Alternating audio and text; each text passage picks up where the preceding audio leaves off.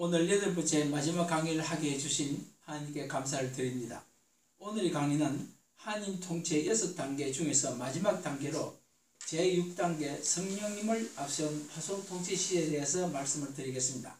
통치의 내용은 파송하시게 된 동기와 파송 통치 기간과 대상과 그리고 성령님의 본체와 성령님이 하신 일과 성령님의 특성에 대해서 6가지로 나누어서 말씀을 드리겠습니다. 파송하시게 된 동기는 예수님께서는 육신을 입었으므로 생명이 유한하여 하나님께서 본향으로 데려가시고 생명이 영원하신 성령님을 파송하시어 이 세상을 다스리게 했다는 것입니다. 파송 통치 기간은 예수님의 부활 성천 후부터 지금까지 그리고 하나님께서 예정하신 그날까지 이 세상을 통치하시겠다는 것입니다. 또 통치의 대상은 성령님은 주로 그 백성의 영혼을 통치의 대상으로 삼으셨습니다.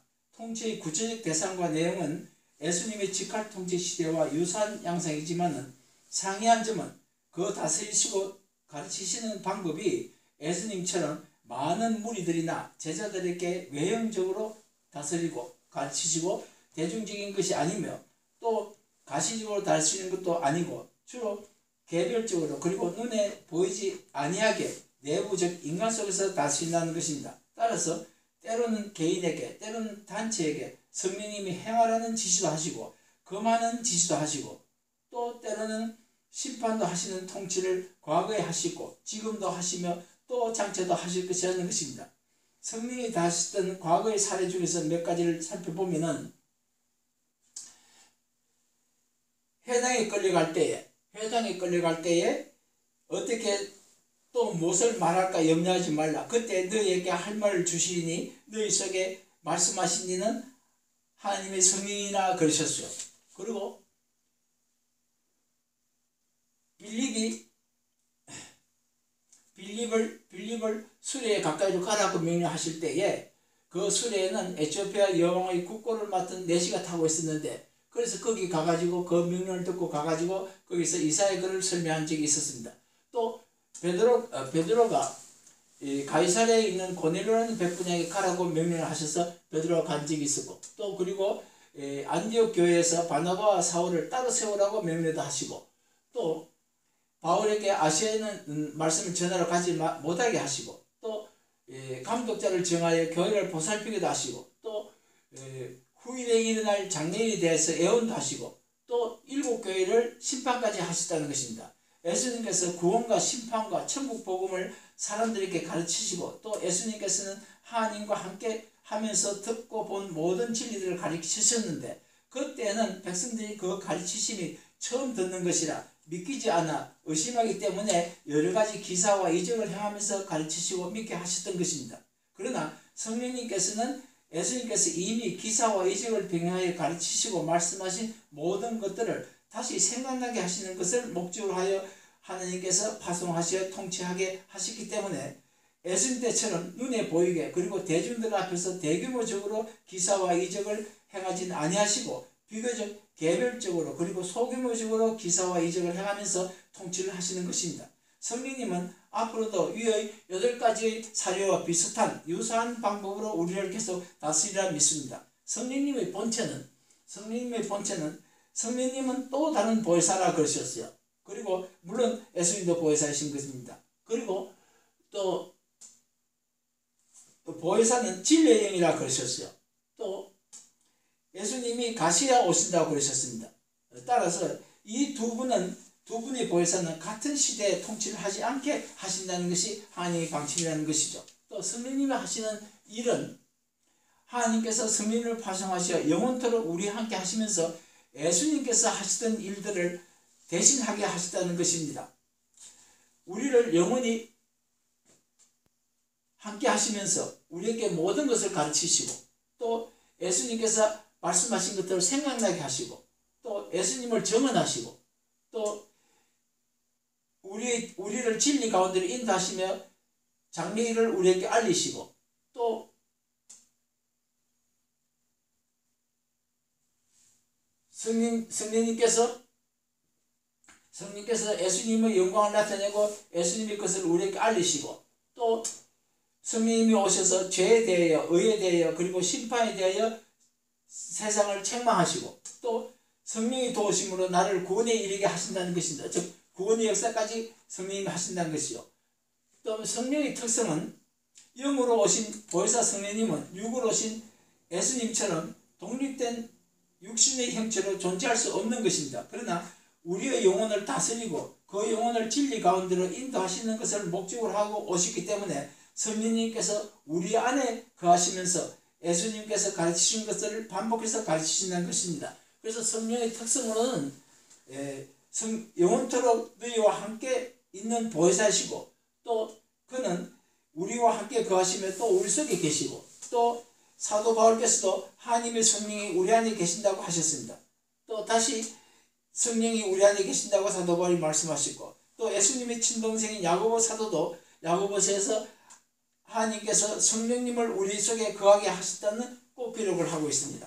위의 통치 내용을 요약하면은 하나님은 예수님과 같은 보혜사, 성령님은 예수님과 같은 보혜사이시고 육을 입지 않으신 영이기 때문에 그 생명이 무한하심으로 우리와 영원히 함께 하시고 우리 안에 거하시면서 여호와 하나님께서 정하신 그날까지 우리를 다스리시고 가르치시되 새로운 것을 가르치신 것이 아니고 예수님께서 가르치신 것들을 생각나게 하시며 또 예수님이 어떤 분이라는 것을 정언하시고 예수님을 보내신 하나님의 목적이신 구원하심과 심판하심과 천국 복음을 가르치셔서 우리를 진리 가운데로 인도하시는 것이라는 것입니다. 또 통치의 특징으로는 구약시대의 통치처럼 강제성이 있는 것도 아니고 예수님의 직할 통치 때처럼 대규모로 이적과 기사를 행하는 것도 아니고 오직 우리 각자의 안에 들어와 각자를 가르치고 다스리는데 그 각자가 예수님의 마지막 가르침이신 이웃 사랑하라는 마태복음 25장 35절 36절의 이웃 사랑을 행하느냐 아니하느냐에 따라서 양의 줄과 염소의 줄에 세워 영생 또는 영벌에 보낸다는 것입니다. 성령님께서 친히 다스리는 사례가 있습니다. 오순절날 다락방에 임하셨을 때 그곳에 있는 모든 사람에게 충만하게 성령을 받게 하신 역사가 기록이 있고 또 사두개인들이 사도들을 옥에 가뒀을 때 주의 사자가 밤에 와서 옥문을 열고 사도들을 끌어내신 역사가 있고 또 헤롯 왕이 요한의 형제 야고보를 칼로 죽이고 베드로를 잡아 제사장에 묶어 감옥에 가뒀으나 주의 사자가 도움으로 감옥을 나온 사례가 있고 또 성령님이 사도들을 박해하는 사울을 다메섹 노상에서 만나 변화시켜 주의 사도로 삼은 역사가 있습니다. 이러한 것들이 직접 역사하신 성령님의 역사로 보는 겁니다. 또 성령님께서 사람을 통해서 다스리는 역사가 있습니다. 그 사람을 통해 다스리는 역사 중에서는 성령을 받은 베드로를 통해 다스리는 역사가 있었고 또 성령을 받아 변화된 바울을 통해서 다스리는 역사가 있었고 그리고 성령을 받은 사도를 통해서 행하신 역사가 있었습니다. 베드로를 통해서 한 역사 중에서는 나면서부터 못 걷는 사람을 나사렛 예수 그리스도의 이름으로 걷게 하신 기록이 있고 또 다음에 아나니아와 삽비라 부부가 자기 소유를 팔아 얼마를 숨기고 가져와 베드로의 발 앞에 두니 베드로가 어찌하여 하나님께 거짓말을 하냐고 꾸짖었더니 그 자리에서 아나니아가 죽고 그 뒤에 그의 부인 삽비라도 죽었습니다. 또 심지어 병든 사람을 메고 거리에 나가 침대와 요유에 누이고 베드로가 지나갈 때 혹 그의 그림자라도 누구에 덮일까 바랬다는 것입니다. 또 사도행전 9장 30절 40절에 욥바라는 마을에 살며 선행을 많이 한 다비다라는 여제자가 죽었는데 베드로가 무릎을 꿇고 그 시체를 향하여 기도함으로써 살린 사례가 있었고 또 베드로가 고넬료와 그 가족들에게 설교할 때에 성령이 말씀을 듣는 모든 사람에게 임하였다는 역사가 있습니다. 그리고 성령을 받아 변화된 바울을 통하여 행하신 사례가 심지어 사람들이 바울의 몸에서 수고이나 앞치마를 가져다가 병든 사람에게 얹으면 그 병이 떠나고 악기가 나갔다는 그런 기록이 있습니다. 또 드로아에서 강론을 할 때 유두고라는 청년이 창에 걸터앉았다 졸다가 3층에서 떨어져 죽었는데 바울이 그 몸을 안아 살린 사례가 있었고 또 바울이 독사가 바울의 손을 물었으나 상한 적이 없었고 또 상함이 없었고 또 불시착한 섬의 추장의 부친이 열병과 이질에 걸려 누워있는 것을 보고 바울이 들어가서 기도하고 그에게 안수하여 낫게 했던 기록이 있습니다. 이러한 것들은 성령님의 역사라고 보는 겁니다. 또 그 다음에 사도들을 통해서 일어난 역사들은, 일반 사도를 통해서 일어난 역사들은 서대반이 순교하는 장면 때 성령이 충만했다고 하셨고, 또 빌립이 전도하는 과정에 성령의 지시를 많이 받았고, 또 그 다음에 사도들이 설교할 때 믿는 자가 5,000명이 되었다고 기록이 있습니다. 이 또한 성령님의 역사라고 보는 거죠. 그 다음에 사도들이 손을 통하여 민간의 표적과 기사가 많이 일어난 사례가 있다고 했습니다. 또 성령의 도움으로 감옥에서 나온 사도들이 하나님께 소리 높여 기도하며 표적과 기사를 구하니까 모인 곳이 진동하더니 무리가 다 성령에 충만하여 담대히 하나님의 말씀을 전했다 하는 그런 기록이 있습니다. 그리고 성령님과 예수님과 하나님 세 분의 관계에 대해서 말씀을 드리겠습니다. 이 세 분은 본체가 이체성이라는 것과 또 업무가 동일하다는 것과 세 분의 삼위의 관계에 대해서 세 가지로 분류해서 말씀을 드리겠습니다. 하나님과 예수님이 먼저 일체성에 대해서 말씀을 드리겠습니다. 나와 하나님은 하나다 그러셨고, 또 빌립이 여쭐 때에 나를 본 자는 아버지를 보았거늘 어찌하여 아버지를 보이라고 하느냐고 반문하신 적이 있었고, 또 그 다음에 이는 우리가 하나인 것 같이 그들도 하나가 되게 하리 함이니라 그러셨는데, 이 우리라는 것은 하나님과 예수님을 말씀하시는 거예요. 또 로마서 9장 5절에 그는 만물 위에 계셔서 세세의 찬양 받으실 하나님이시라 그러셨고, 또 그리스도는 하나님의 형상이라 그러셨고, 또 빌립보서 2장 6절에는 그는 근본 하나님의 본체시나 하나님과 동등됨을 취할 것을 여기지 아니하시고 그러셨고, 또 요한복음 1장 1절에서는 말씀이 곧 하나님이라 그러셨고, 14절에서는 말씀이 육신이 되어 우리 가운데 거하셨다 그랬으니까 결과적으로 하나님과 예수님은 같다는 의미가 되는 겁니다. 그 다음에 예수님과 성령님의 일체성에 대해서 말씀드리면은 또 다른 보혜사를 너희에게 주사 그리고 보혜사를 보내신다 그러셨고, 또 보혜사는 진리의 영이라 그러셨고, 진리는 성령이 진리의 성령이 오실 때라 그러셨고, 또 예수님은 길이요 진리요 생명이라 그러셨고, 또 이 세례 요한은 진리에 대해서 증언하신다 그러셨어요. 그래서 예수님과 성령님은 같은 진리라는 것이죠. 또 같은 보혜사고, 그래서 일치하다는 겁니다. 그 다음에 하나님과 성령님의 일체성에 대해서 말씀을 드리면은, 성령님은 모든 것 곧 하나님의 기쁨까지 통달하신다 그러셨고, 하나님의 성령으로 봉사한다 그러셨고, 또 너희는 가서 모든 족속으로 제자를 삼아 아버지와 아들과 성령의 이름으로 세례를 베풀라고 하시는 그 기록에서 세 분이 동격이고 일체성이라는 의미라고 저는 보았습니다. 그 다음에 동일성에 대해서, 업무의 동일성에 대해서 말씀을 드리면은, 성령님은 모든 것을 가르치시고 내가 너희에게 말한 것을 모든 것을 생각나게 해준다 그러셨어요. 그 다음번에 내가 이르는 것은, 예수님께서 내가 이르는 것은 내 아버지께서 내게 말씀하신 그대로니라 그러셨어요. 즉 예수님은 하나님께서 말씀하시고 명령하신 것을 그대로 가르치시고, 그 가르치신 것을 다시 성령님은 반복해서 가르치시니까 세 분이 동일한 일을 하신다고 보는 거죠. 그다음에 세 분의 관계에 대해서 말씀을 드리겠습니다. 세 분의 관계는 우선 여기서 나오는 주의 백성은 계명을 지키는 주의 백성의 관계입니다. 아무튼 하나님 안에는 예수님이 계시고 주의 백성이 있고, 예수님 안에는 하나님이 계시고 주의 백성이 있고, 성령님 안에는 주의 백성이 있고, 주의 계명을 지키는 주의 백성 안에는 하나님이 계시고 예수님이 계시고 성령님이 계시고 성전도 있다는 것입니다. 먼저 하나님 안에 예수님이 계시고에 대해서 말씀을 드리겠습니다. 그 일을 믿으라. 그러면은 너희가 아버지께서 또 내 안에 계시고 내가 아버지 안에 있음을 깨달아 알리라 그러셨고, 그날에 내가 아버지 안에 너희가 내 안에 내가 너희 안에 있는 것을 너희가 알리라 그러셨고, 또 내가 하나님의 계명을 지켜 그의 사랑 안에 거하는 것 같이, 그런 말씀이 있고, 그 다음에 아버지께서 내 안에 내가 아버지 안에 있는 것 같이 그들도 하나가 되어 우리 안에 있게 하사 하는 기록이 있습니다. 그 다음에 주의 백성이 하나님 안에 있다는 기록은 아버지께서 내 안에 내가 아버지 안에 있는 것 같이 그들도 하나가 되어 우리 안에 있게 하사 그렇게 말씀이 있고, 또 누구든지 그의 말 즉 사랑을 지키는 자는 이로써 우리가 그 안에 있는 줄을 아노라 그랬습니다. 그 안에 있는 하나님 안에는 뜻이죠. 그 다음에 누구든지 예수님을 하나님의 아들이라 시인하면은 하나님이 그의 안에 거하고 그도 하나님 안에 거한다 그러셨습니다. 그 다음에 하나님은 사랑이시라 사랑 안에 거하는 자는 하나님 안에 거하고 하나님은 그의 안에 거한다 그러셨죠. 그리고 예수님 안에는 하나님이 계시고 주의 백성이 있다는 겁니다.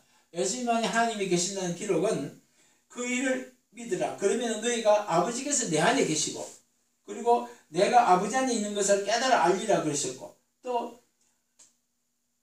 아버지께서 내 안에 내가 아버지 안에 있는 것 같이 그들도 하나가 되어 우리 안에 있게 하사 그럴 때 내 안에 있다고 그러셨어요. 그 다음에 곧 내가 그들 안에 있고 아버지께서 내 안에 계시어 그런 기록이 있습니다.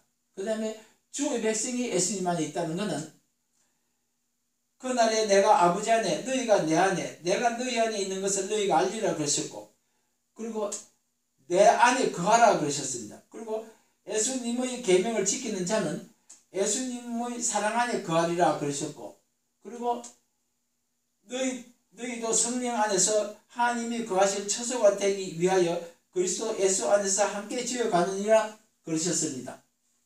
다음에 그의 계명을 지키는 자는 주 안에 거하고 그렇게 기록이 있습니다. 그 다음에 성령님 안에 주의 백성이 있다는 거죠. 우리 하나님의 성령 안에서 시선과 거룩함과 어렵다 하심을 받았느니라 그러셨고, 우리 둘이 한 성령 안에서 아버지께로 나아감을 얻게 하려 하심이라 그러셨고, 또 너희도 성령 안에서 하나님이 거하실 처소가 되기 위하여 그리스도 예수 안에 함께 지어가느니라 그러셨고, 또 하나님이 성령을 근심하지 말라 그 안에서 너희가 구원의 날까지 인치심을 받았느니라 그러셨습니다. 또 그의 계명을 지키는 자는 우리에게 주신 성령으로 말미암아 그가 우리 안에 거하신 줄을 우리가 아느니라 그러셨고, 또 그의 성령을 우리에게 주심으로 우리가 그 안에 거하고 그가 우리 안에 거하시는 줄을 아느니라 그러셨습니다. 그리고 주의 계명을 지키는 주의 백성 안에는 하나님께서 계시고 예수님께서 계시고 성령님 계시고 성전도 있다는 겁니다. 17장 21절 눈이 나왔습니다만 아버지께서 내 안에 내가 아버지 안에 있는 것 같이 그들도 하나가 되어 우리 안에 있게 하사 그렇게 기록이 있습니다. 또 예수님께서 계신다는 것은 그날에 내가 아버지 안에 너희가 내 안에 내가 너희 안에 있는 것을 너희가 알리라 그러셨고, 나도 너희 안에 거하리라 그러셨고, 나도 너희 안에 거하시라 그러셨어요. 또 그 다음에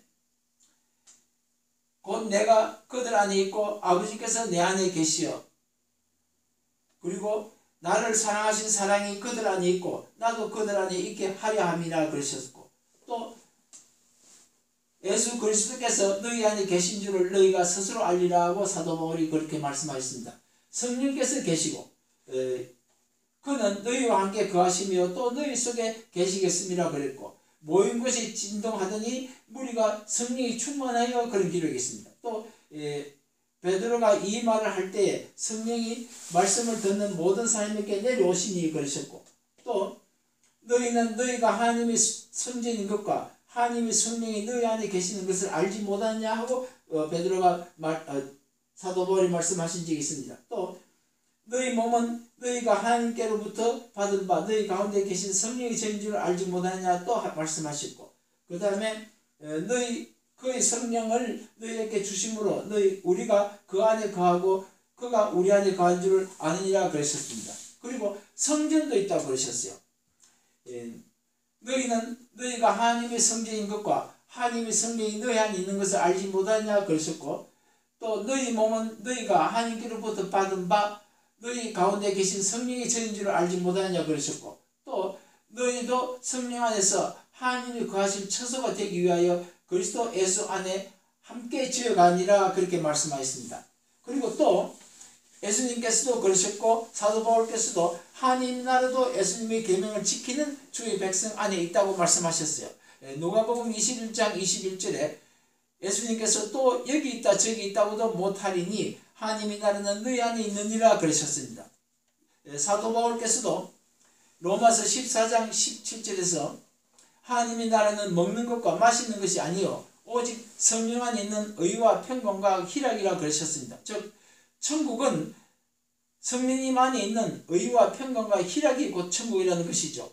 그런데 성령님이 우리 안에 계시니까 성령님 안에 있는 천국은 결과적으로 우리 안에 있다는 것입니다. 이와 말씀들을 한 측면으로 정리를 하면은 이와 같이 하나님과 예수님의 계명을 지키는 우리 믿음의 백성 안에는 영의 세계인 하나님 나라가 있고 또 우주와 삼라만상과 우리를 통치하시는 하나님과 예수님과 성령께서도 계시고 또 그 세 분이 거하시는 성전도 믿음의 백성 안에 있다는 것입니다. 따라서 우리는 거룩하고 귀한 피조물이며 청량할 수 없는 하나님의 은혜를 입은 피조물이라는 것입니다. 그러므로 우리는 우리의 몸과 마음과 정성을 다하여 하나님께 영광을 돌려야 할 것이며 또 하나님과 예수님의 계명인 우리 이웃 사랑을 반드시 지켜야 할 것이고 또 우리의 일상에서 은행을 삼가야 할 것입니다.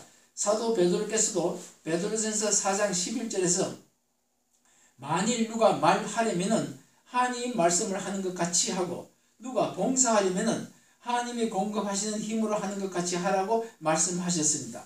오늘 강의는 이것으로 끝내겠습니다. 지금까지 8차에 걸쳐 강의를 하게 해주신 하나님께 감사를 드리며 또한 시청하신 여러분들에게도 심심한 사의를 표합니다. 본 강의를 통하여 시청자들께서 성경을 더욱 가까이 하는 기회가 되었으면 좋겠습니다. 건강하시고 하신 일들이 형통하시길 기도합니다. 안녕히 계십시오. 감사합니다.